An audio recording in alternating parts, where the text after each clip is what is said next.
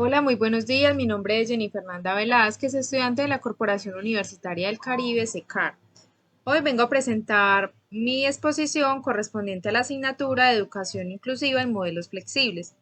Pero para entender un poco este término, es necesario reconocer que es un modelo de educación que pretende atender a niños, niñas y jóvenes independientemente de la condición o particularidad que tengan, y promoviendo la igualdad de condiciones. Entonces tenemos que para el siglo XVII se creó la primera escuela para niños en condiciones especiales por Juan Pablo Bonet en Madrid, España. Asimismo, tenemos que para 1828 se crearon las primeras escuelas para lenguaje de señas.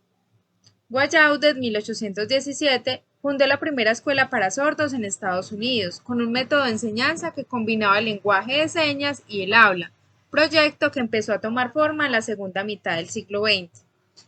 En 1829 se creó el sistema Braille, es decir, el método con el que aprenden a escribirlo las personas con discapacidad visual.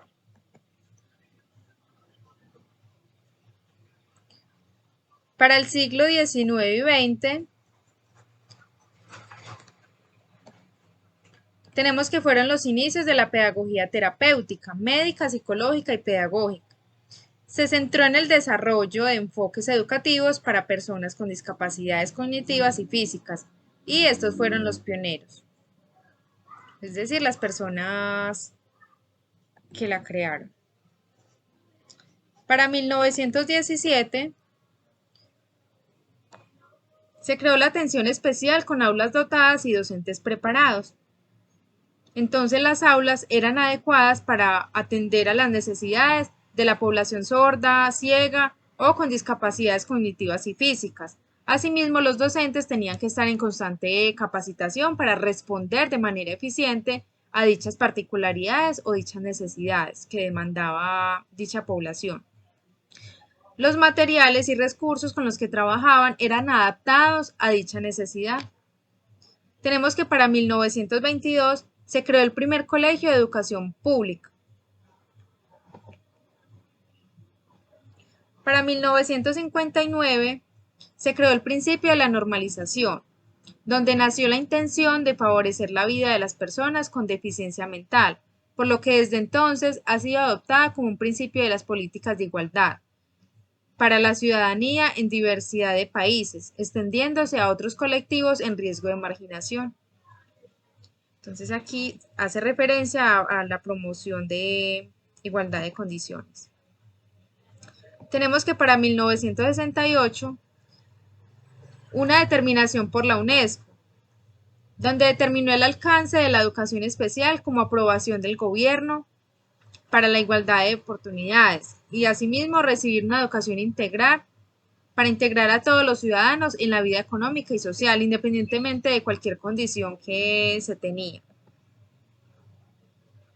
Tenemos que para 1978 el informe de Warnock, el cual era un documento publicado en Reino Unido y aprobado por la Comisión de Educación británica, estableciendo los derechos y necesidades de los niños con discapacidad.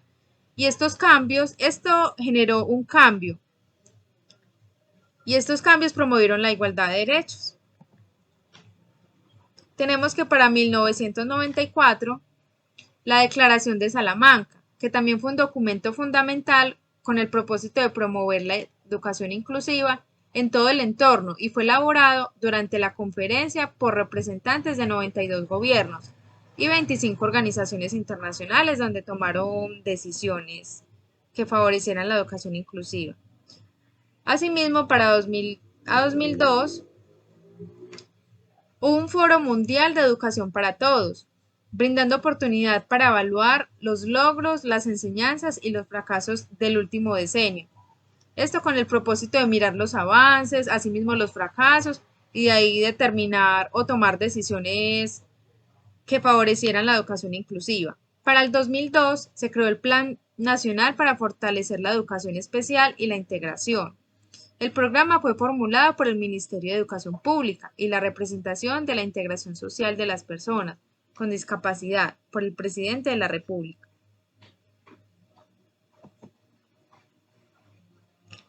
Tenemos que para 2004, a 2008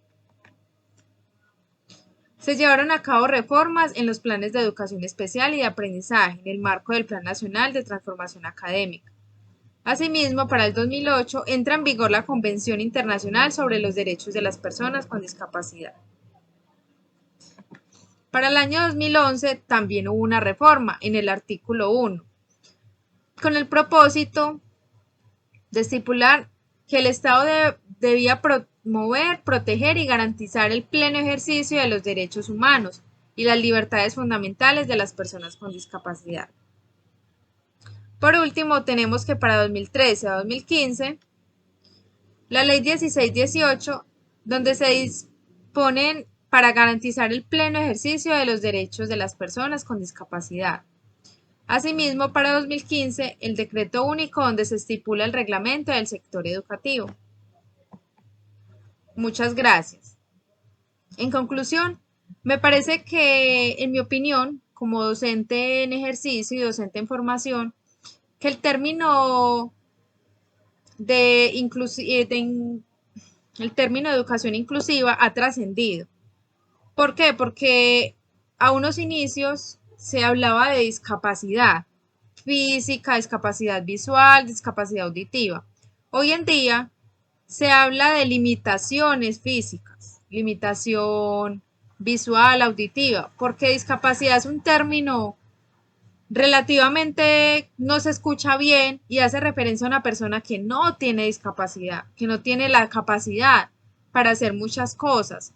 Y en realidad esto marca a las personas. Entonces debemos pensar en una educación, en un mundo donde nos incluyamos todos, porque todos tenemos capacidades, independientemente de la condición física, social, económica.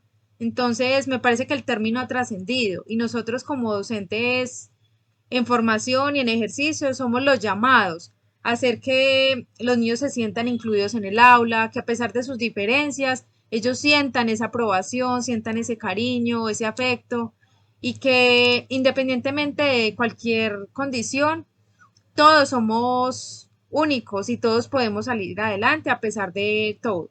Muchísimas gracias.